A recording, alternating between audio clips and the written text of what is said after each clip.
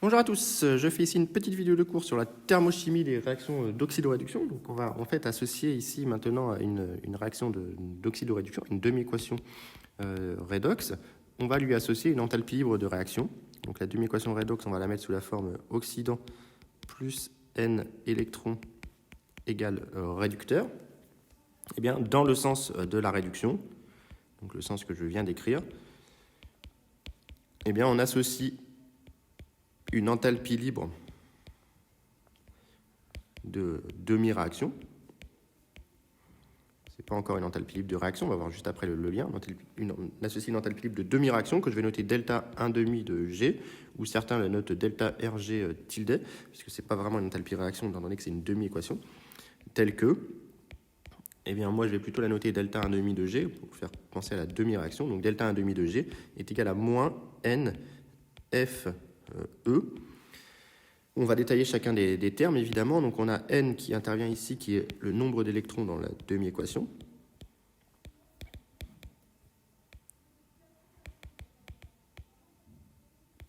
On a F ici, qui est la constante de Faraday, qui est en fait égale à le nombre d'Avogadro fois la charge élémentaire, qui est environ égale à 96 500, donc 9,65 fois 10 puissance 4 coulombs par mol, qui est la charge finalement d'une mole d'électrons. Et E, qui est le potentiel d'oxydoréduction donné par la loi de Nernst. E, c'est le potentiel d'oxydoréduction du couple redox. Et je vous rappelle la relation de Nernst qui nous dit que E est égal à E standard plus RT sur NF, ln des activités des oxydants élevées à la puissance de l'oxydant, divisé par l'activité des réducteurs élevée aux puissances des réducteurs. Si on avait mis des alpha-oxydants plus n électrons égale bêta-réducteur, par exemple, ici on aurait ces coefficients qui interviennent dans le ln. Et cette formule de Nernst, je vous rappelle qu'à 25 degrés, on a le calcul classique qui est que RT ln de 10 sur le Faraday est à peu près égal à 0,06, si bien que la relation de Nernst peut se mettre avec un logarithme décimal plutôt qu'un logarithme népérien, sous la forme E égale E standard plus 0,06 sur n log décimal des activités des oxydants à la puissance alpha sur les activités des réducteurs à la puissance bêta. Donc voilà pour l'enthalpie libre de demi-réaction. Et donc si tous les constituants sont standards, sont dans leur état standard,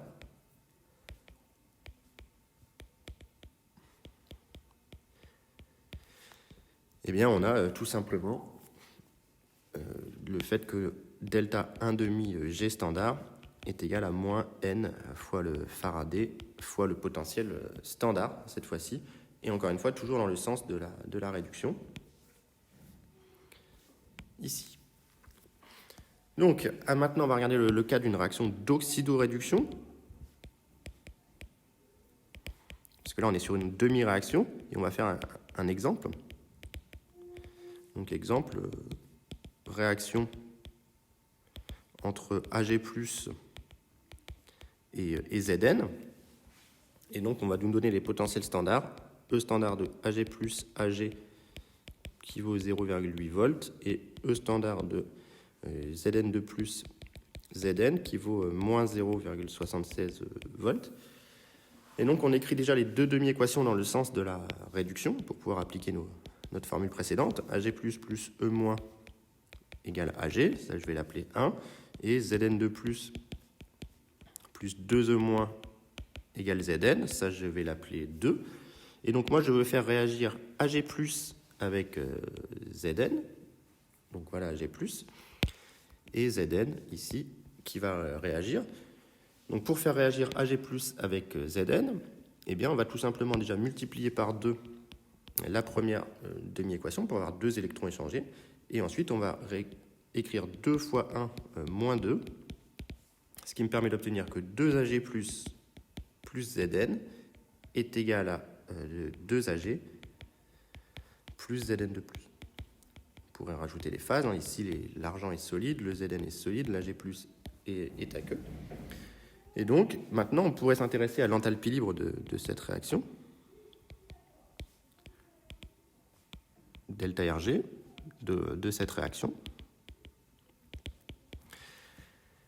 Eh bien, si je note 3 cette réaction, on se rend compte qu'on a 3 qui est égal à 2 fois 1 moins 2, au vu de ce qu'on a fait avant. Donc, par combinaison linéaire, on a un résultat qui nous vient de la thermochimie,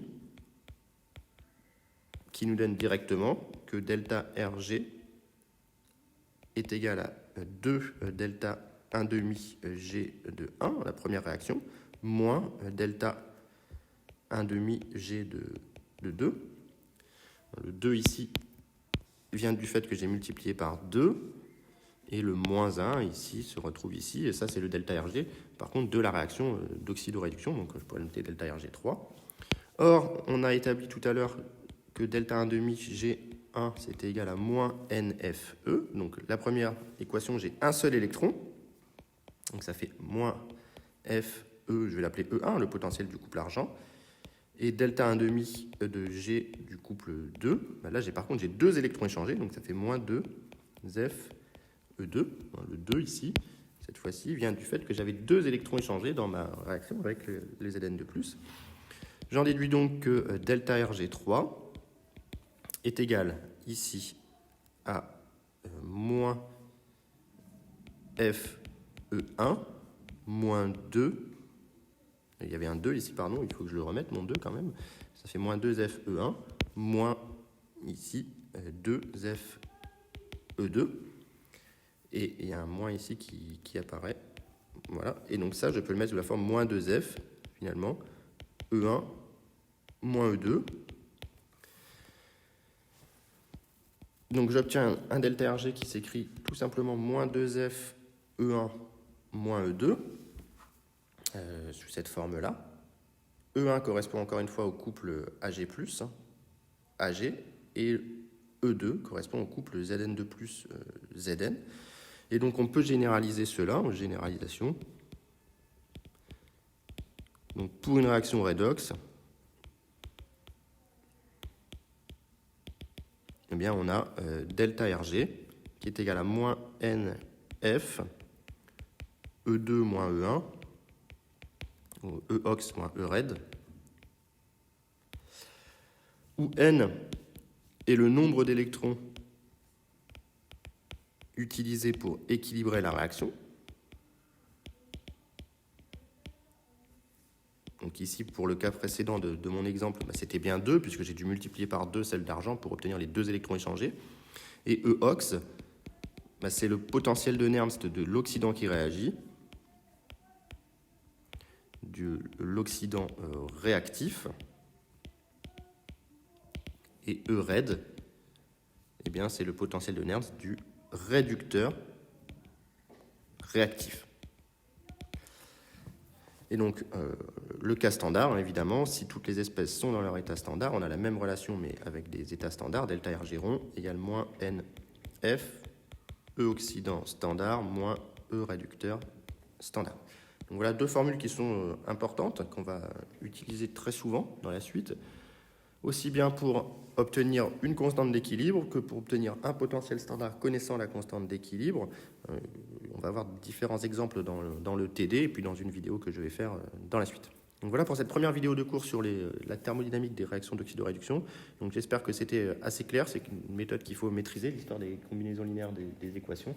Donc j'espère que c'était clair et s'il y a des questions, surtout n'hésitez pas à les mettre en commentaire.